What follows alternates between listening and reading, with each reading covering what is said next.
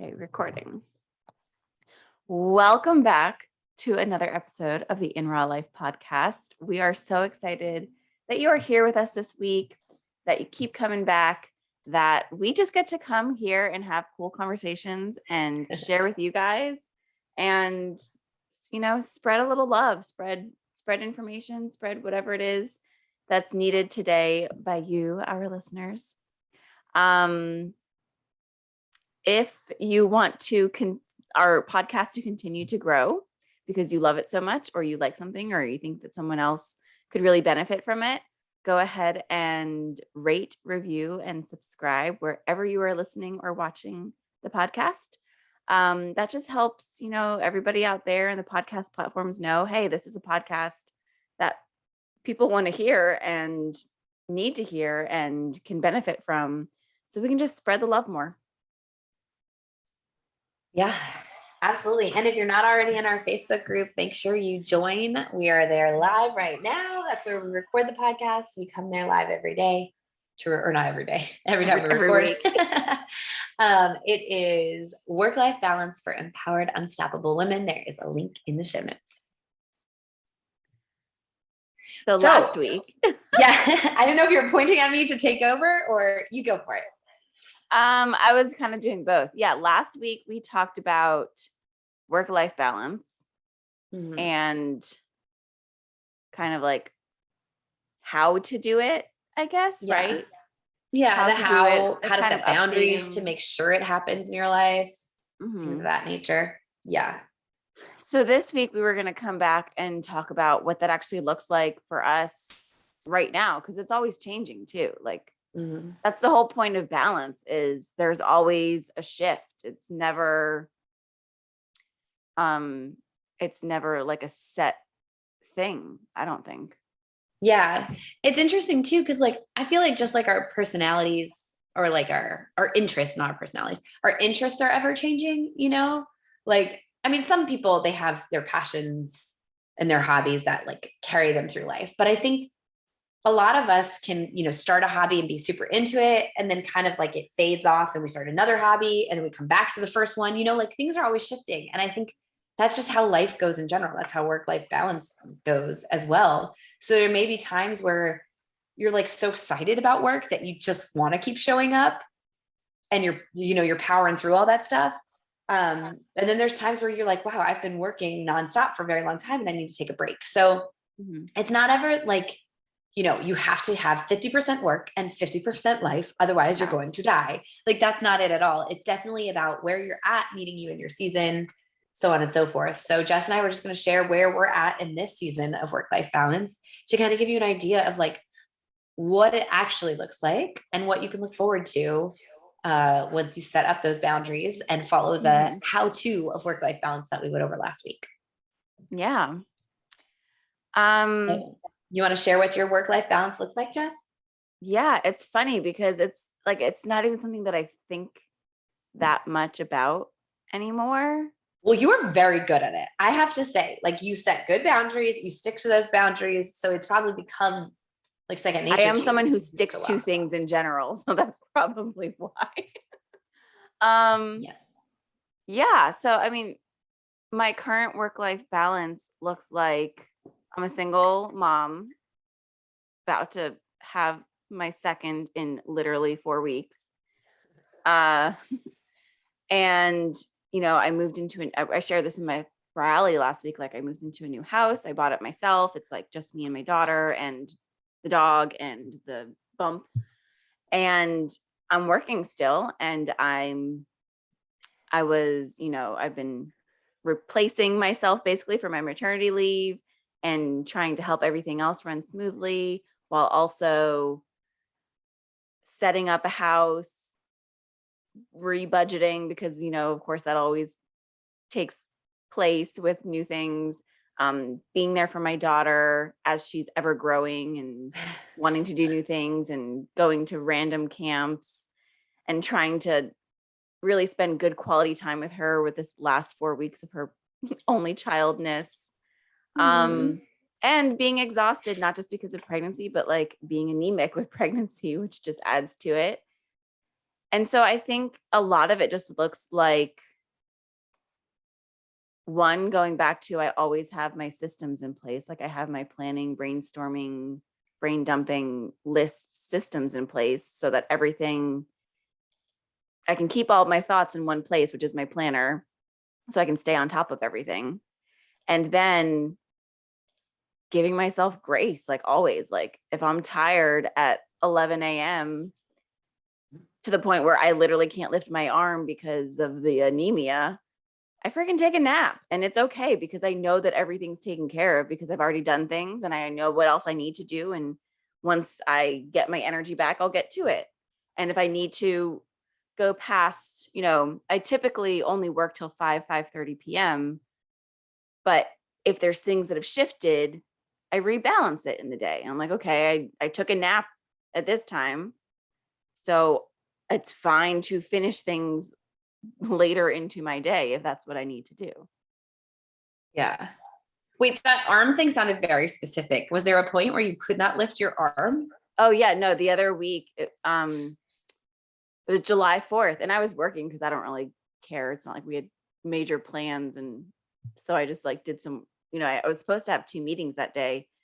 One got canceled, and then I canceled the other one myself because I literally, like, I got up, I worked out that morning, like 10, 15 minutes, and I was like, okay, good. Like I'm feeling good. I've got energy today. I worked out, went and did breakfast together, took a shower and actually washed my hair and like did it. And then I was done. And I was like, so I sat on my bed, and I live in a 2-story house now. I sat on my bed, my dog gets up with me, and I literally just sat there and I was like, I I can't imagine going downstairs right now. I can't, like, and I was like, just like lift my, like, I was looking at my right arm. I was like, just lift your right arm to like pick up the phone. I was like, I'm too tired. Like it's that kind of exhaustion. It's the weirdest exhaustion, this whole anemia thing. Cause I was like, I don't even want to think about lifting my right arm. Like that makes me tired. Wow. So instead I literally just like slumped down slowly. I text Jed because I was like, I feel like another adult should know that I'm this tired when I'm like in charge of, the baby inside me and the child in the other room. Uh-huh. So just letting you know, I'm like, this exhaustion's really taking over me right now. I'm going to try to sleep it off, but I feel like another adult should know about this. And I napped for like an hour and a half. Wow. Did you Which feel is not restored me. afterwards? Huh? Did you feel restored? Restored to whatever my current normal is. Yeah. Yeah. Yeah. Enough to like get up and be a human. Did your transfusion help? No, apparently it takes like 28 days for the levels to really get up. So it's going to be just in time to have them. Oh my gosh. I'm so sorry. That's crazy. Oh, well, My phone yeah. is saying that it's overheating for some reason, just warning you. What's overheating? My phone, it might shut off. Oh, well, Sorry if you lose me, Facebook. I don't know what to do. I'll just show the Zoom if that's the case. There you go. I'm going to take it out of Yeah, so what's your work-life balance like right now? Well, mine is super interesting because it changes constantly, it feels like. I mean, my kids are still young, so they're in the phase 2 where they're always changing. Mm-hmm. But like if you had asked me a month ago, my work-life balance was getting all of my work done so that when I pick up my kids, I can just be with them the rest of the night. Mm-hmm. However, now it's not even my kids that change this time. I am I'm getting back, like I'm back to the chiropractor, which I mentioned. So I'm feeling good again, and I'm getting my workouts in again. And currently my workout is going to the rock gym. I go to the rock gym every day for an hour. And I do that while the kids are in school. Otherwise I'd have to go at night, and my husband would like have to do bedtime by himself. And that's just a lot to ask of him. So I've been going to the rock gym at like 1:30 every day, right before I pick up the kids from school. And by doing that, I'm cutting out an hour's worth of work. So I'm working at night now, which I before would never have wanted to do. And like last night I was working pretty late, and it's like, it was so funny to me because I wasn't mad about it. Like usually if I'm like working late, I'm like, man, I just got to get this project done. Usually it's a stressful reason I'm working late. But in this case, it's just like, I didn't work I didn't do everything this morning because I got to go to the gym, you know, and that's a really cool, that's a good feeling because I feel stronger. I feel healthier because I'm active. I'm actively working out. And so, and like, it's a weird time. So like, I don't like the gym doesn't open early. I can't go there until 12. So, it's not like I could wake up early and get it out of the way. I have to do it while the boys are in school. Like that's the most efficient way for my family. But it's okay. Like, I don't mind. I come back, I pick up the boys, we do dinner, I put them down, and then I get like another hour's worth of work done, and I'm golden. And it feels good because it's like I know that I'm serving me, I'm taking care of me. So when I show up at 9 o'clock, I'm still energized enough to take care of whatever needs to be done. So Yeah. Yeah, that sounds like what I was talking about is you're doing the life that you want to be doing. And so therefore it's okay when you shift things, including work, to a time that like in your mind, you're like, oh no, that can't be work time. But especially us, we're so fortunate that we work from home that we can really shift it around that much. It made me think when it was like my volunteering working time at the preschool at Emmeline's preschool before I started there full time. I was working the amount of hours that equaled like what I would be paying. So like $10 an hour. So it was like the tuition was like $170. So I worked 17 hours in the week, which meant I didn't have to be there the entire time that she was there, which was great. I only worked like 3 days a week. And most of those days I would go work out. Like I would drop her off. I'd go work out downtown. I'd change. I'd come back so that I could, like on some of the days, so I could then work. And I was working, therefore she was there a little later than she would have been if I like wasn't doing didn't go work out. And I was there a little bit later. So it got us home a little bit later. But I was like, this is what really works for me right now because I'm getting that time for me and I'm energizing myself and I'm loving it. And I like the results that I'm getting. So, and that was, more of a typical job. That was in a place where I had to be. People were depending on me being in person. So there's ways to kind of figure that out and make it work in any situation. I think you just kind of got to get creative and have open conversations like, hey, is it cool if I do this? Yeah. If it's not, okay. It's funny because you said that you were energized. And I think so many times we don't work, like when we're not working out, we justify it with like, oh, I'm just so tired, or, oh, I don't have the energy. But when you work out consistently, it gives you more energy. It's crazy. Like except when you're anemic, then it makes you more tired. Except for when you're what? Anemic. Well, yeah, sure. But, and also I think like the first 2 weeks are the hardest. Like the first week and a half, I think is super hard. Like when I started rock climbing again, I think the first 2 days I felt great. Like I was so dead tired, but I felt good, which gave me like a little bit of energy. But then I was thinking about it because I don't remember if it was day 8 or 9, I was dead. I was just like so tired. And I remember anytime I've done like a challenge where I'm getting back into working out or I'm like really pushing myself, day 8 or 9 is always my tired day. Like I'm a little over a week into it and I'm just beat because I've been pushing myself. And that was me, I guess last week sometime. I was so tired and I just came home and took a nap instead of playing with the kids as soon as we got home. And I let myself because I knew I was tired. But now I'm back to like I said, feeling energized and just excited. And like, I'm fighting off a cold, but I still have the energy to do it, which is because I'm doing it, because I'm showing up, I'm getting stronger. My endurance is up. And because I'm moving my body's like, yahoo, I got energy. This is great. So it's been good. And I think that goes the same. Oh, my phone just shut down.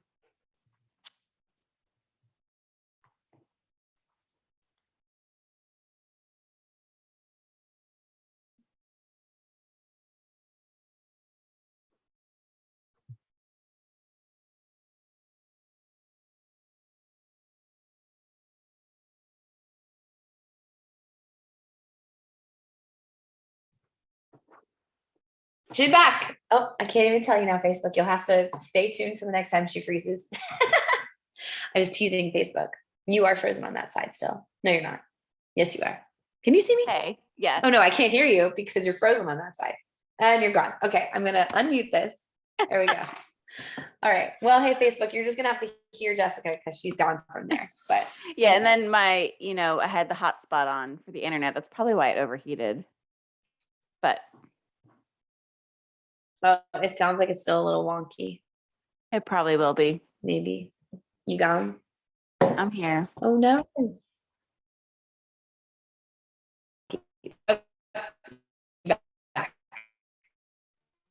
Hello. Or you're really mad at me. Hello. Hello. You're here. Yeah. Moves slightly. There, can you hear me? Yeah, I can hear you. Oh, and there you go. How are you in the same position? It's been 5 minutes of you being frozen and you have not moved even when you come back. I mean, I didn't need to go anywhere. Swoofy poofy. I had my thought until like a second ago, what I was going to say. I was talking about having energy. Oh yeah, I was going to then say that kind of even comes back to work-life balance. Like when you have that right, not even talking about working out, but like when you find the right balance, like it's all energizing to your life. Cause Yeah. like you're doing the things you're doing the things in the right way that work for you. Therefore, you're not overwhelmed and stressed out and losing energy thinking about things. Yeah. And you're fueled, which gives you more energy. So like for me, I love rock climbing, which is fun, which is probably part of the energy too. But like even, when you so another example, last week I was fighting off this cold. I was working out really hard and I'm super busy at work. And on Saturday, I'm like, I am so tired. I'm going to lay here and be like a sludge all day because I need to like heal. I need to try to fight through this cold. And so I laid there and I just watched TV all day, which is very unlike me. But in the moment, that is what I needed. And by doing that, by resting for that whole day, like I did nothing on Saturday, but I knew I needed it. I was able to like come back and be myself on Sunday.